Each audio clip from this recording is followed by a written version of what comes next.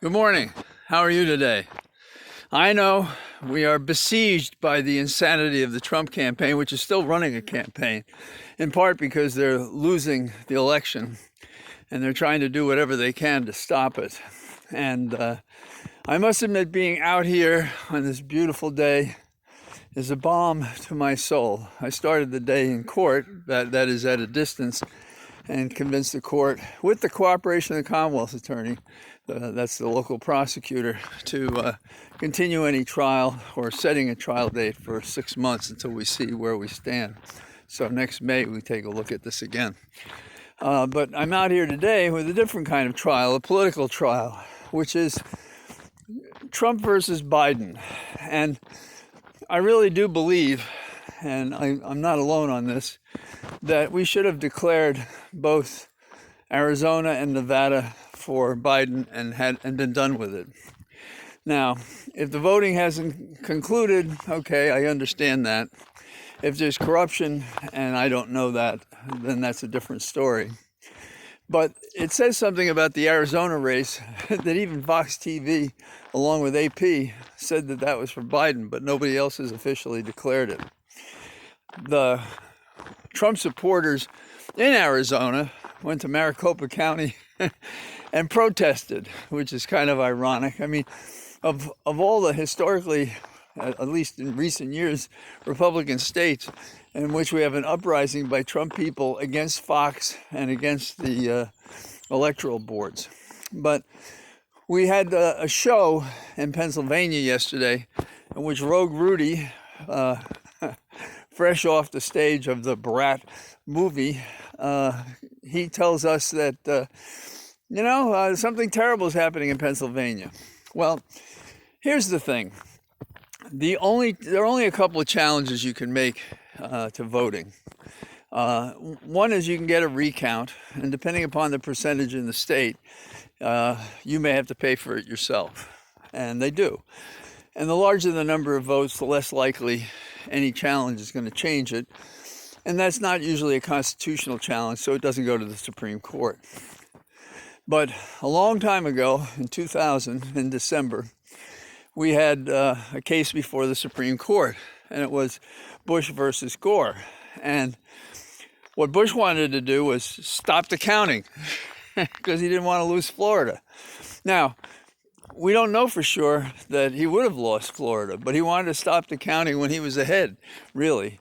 And the Supreme Court was really divided politically, and it came down to there were two different cycles of argument before the court. But in one of them, there was a 5-4 decision. And two of my favorite justices, Souter and Breyer, said, your argument is there's not equal protection because the different counties are counting the ballots differently. Equal protection being a constitutional issue that the Supreme Court would consider. So, simple. Let's establish a standard that applies all across Florida, and that answers the question. Well, Souter and Breyer were on that side of the 4. The other 5 said, no, that's it, that's the end of it. And as a result, Bush won the Electoral College. He got 271. That was his vote with the Florida electoral votes.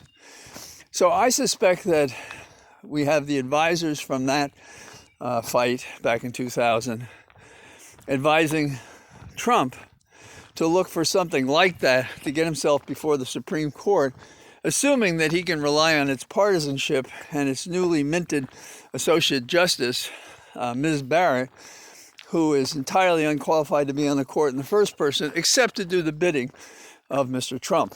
So that's the challenge to the election. What are the chances of success? Well, I think Bush was an establishment Republican. There have been a lot of attacks on the court. There have been recent votes, including, in particular, Pennsylvania, that have gone against Trump.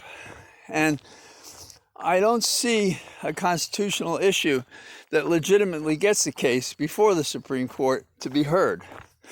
Now, power could make a difference, but there's more than one state at risk here. There's Florida, that case. Are we going to go to the Supreme Court on all the states that Biden won, that Trump didn't win?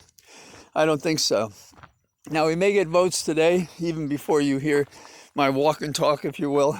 And the ones to look for are in Nevada and in Arizona, of course. But Georgia has possibilities. I think not as good as Arizona. And Pennsylvania, because there's a large cache of votes that haven't been counted, is another possibility. I've heard some people talk about Alaska. I don't see it. They say that because only half the votes have been counted. And I suspect that that's not going to end up in the Democratic column. But I don't know.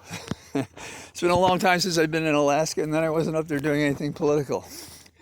So how do you find the peace of heart to deal with this corrupt attack in which Trump wants to stop the voting wherever he's ahead and scrutinize the voting wherever he's behind in one way or other?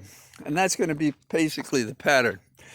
Biden has all but said that I have won the election. He has other people saying that it's likely, and he said it's likely, and I think it is likely.